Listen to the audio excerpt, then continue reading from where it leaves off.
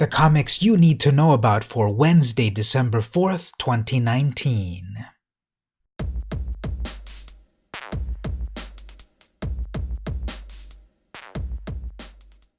Hey everyone, it's VM Campos, comic book fan. Welcome to another top comic book picks from VM Campos. This is the series where I tell you about the comic books that you need to know about when you walk into your local comic shop this week. For the exclusive version of the show, head on over to patreon.com/vmcampos. Over there, I'll tell you more of the #1 issues that you need to know about this week. But don't worry, the free version of this series will still give you everything you need to know about. Let's get started. Alright, so I've got the site loaded up to preview the comics that you need to know about. Let's start with Marvel. First of all, we're going with Amazing Spider-Man number 35. This is the Art Adams 8-part connecting variant cover. So this is Spider-Gwen. I love Spider-Gwen, or also known as Ghost Spider. So I've been reading Spider-Man comics since 1987, on and off. And now we've got, the volume, what is this, already 6 or 5 of Spider-Man. But anyway, here's a connecting cover. These are all amazing. It's a bunch of spider people from all over the multiverses and stuff. This one's a focus on Spider-Gwen. Hey, there's the Kingpin back there saying, "Get off my lawn, you spider kids."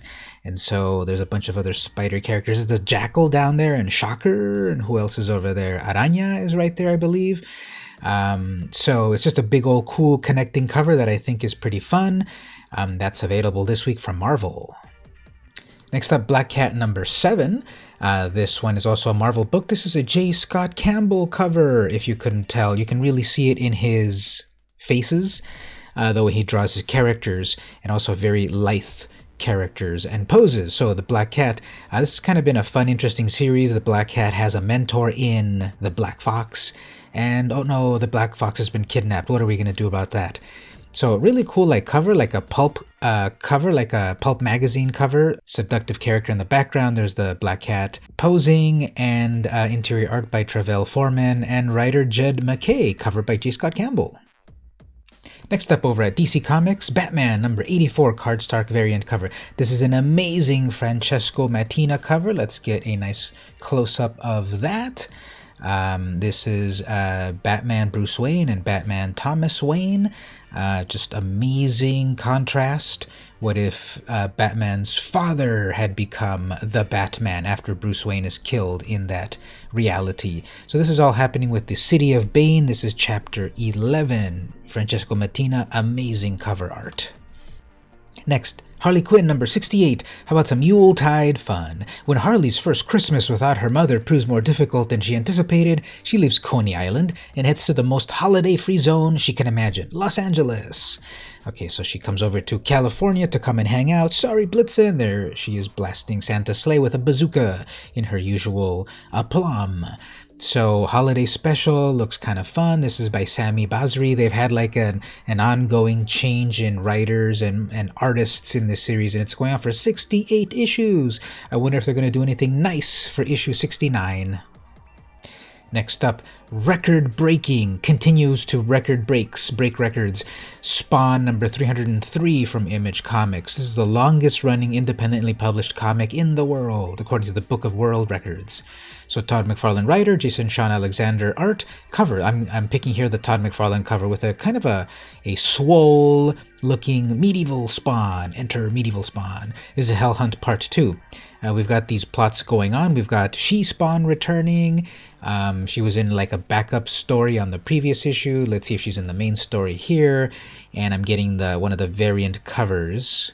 Mattina is doing the main cover, and here we have Todd McFarlane doing a variant cover. So I'm on the lookout for that, and it's for $2.99. What is this, the 90s? Speaking of nostalgia, Napoleon Dynamite number 2 of 4, and I'm going with the photo cover. If you follow my comic exploits, you know that I'm a sucker for photo covers, so here's another one.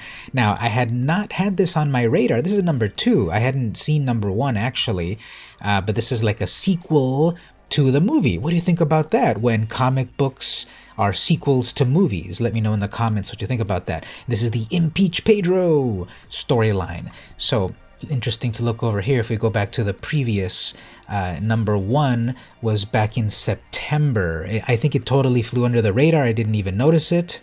And so now we got number 2 coming out in December, and then in January, maybe they're going to get back on track for number 3 and then number 4 in February. So I'm going to be on the lookout for this. I don't think I saw any of the back issues at my local shops, so I'm going to pick it up and issue number 2. This is from IDW. At Dark Horse, Crone, number 2 of 5. This is like, what if Red Sonja has retired, sort of. Find out what drove the mighty sword woman, Bloody Bliss, to become a reclusive old crone. A story of love and life lost from Dennis Culver and Justin Greenwood. Also starting this issue is a Romero Muerte backup tale by Dennis Culver and Ramon Villalobos. So 2 stories for the price of 1, $3.99. That's pretty cool. And again, this is sort of a different take on the barbarian tale, female focused, and also like an older person sort of style of the book. So Crone number 2 from Dark Horse. Another photo cover that I just snap pick. It's like this is on the shelf. I'm getting all the copies. Here we have Elvira, The Shape of Elvira, number 4.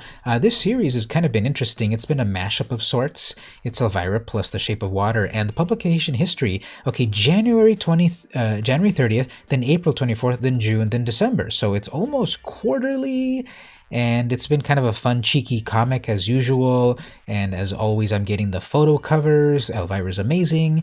And this is continuing. Maybe all film directors are megalomaniacs. But what do you do when you find out your movie is literally a cover for a plot to conquer the world? This is by David Avalone, who's also working on Mistress of the Dark, the other Elvira book. Art by Fran Strucken. And of course, cover art with Cassandra Peterson herself. Next at Dynamite, another cosplay cover from Dynamite, Red Sonja number 11.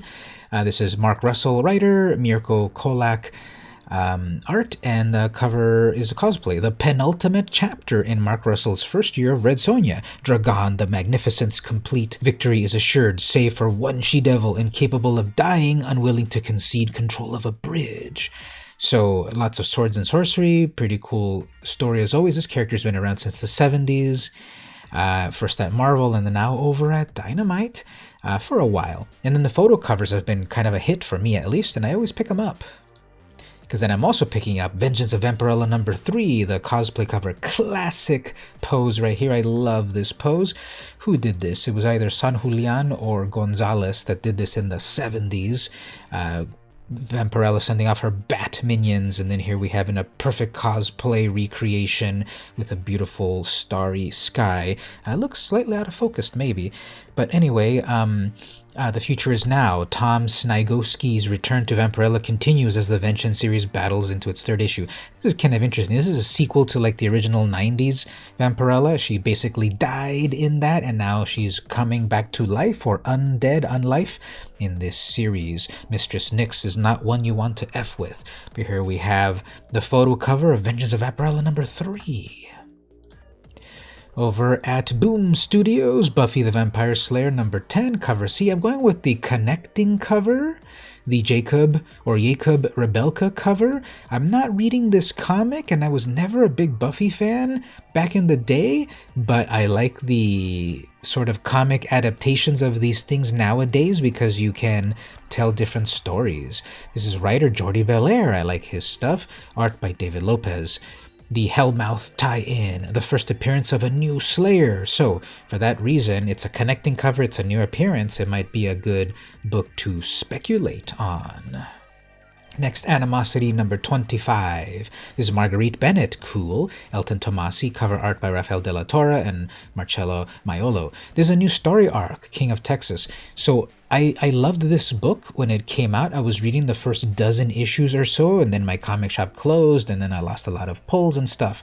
So I haven't really been reading it. But this is a good jumping off point. Issue 25. Congrats to them for keeping it going. This was one of the first Aftershock comics that came out a few years ago. It's been a really cool story, but the publication history has been kind of weird. If we go back over here, there's been up to a 5th printing of issue number 1, which I have. Then we've got issue number 2 in October, and then November 2016, December. Then we jump to February, and just kind of been all over the place. Amazing covers, really cool plotline about what if all the animals of the world suddenly got sentience and wanted revenge. Because if you haven't noticed, we haven't been treating the animals of the world very well in the history of humanity. So now it is the time of the animals. And we have one little girl and her dog traversing the United States in order to find her relatives. Now, I haven't seen the plot in a little while, so I don't know if that's still the main plot, but issue 25 is a good starting point. I love that cover. The dinosaurs are returning to take their vengeance on Texas. I'm all for that. Next up, Archie vs. Predator number 2 of 4. This is the WTH of the picks because this is Archie vs. Predator Volume 2. So if you didn't read the first volume, it was a fun, weird, violent story of the predators coming to the world of Archie, Riverdale. And here we have Riverdale finds itself under an unexpected new leader as the new predators wreak havoc on everything and everyone that comes across their paths. I'm going with the David Mack cover. I love his style. Look at this. This is, splatter art watercolor with this wonderful negative space Archie, and there's the Predator. His cover is amazing, and the story is also pretty fun too. If you look at the interior art is really good too. I don't want to spoil a lot of things. This is issue number 2, and then hey, there's someone dressed up as that's probably Reggie, dressed up as Michael Myers. So I'm picking up from Archie vs. Predator number 2, volume 2, number 2. And lastly, Scratcher number 2 from Antarctic Press. I had not heard of anything of this book, and I'm jumping in on issue 2. I missed issue number 1. I'll see if I can still go back and find it. This is by John Ward and Juan Romera. Dee heads to Los Angeles to find her client Jerry Jones, probably not that Jerry Jones, a conflicted young preacher who refuses her help. She reluctantly joins forces with Hugo, an unorthodox scientist who knows about the tattoos and believes he has the answers.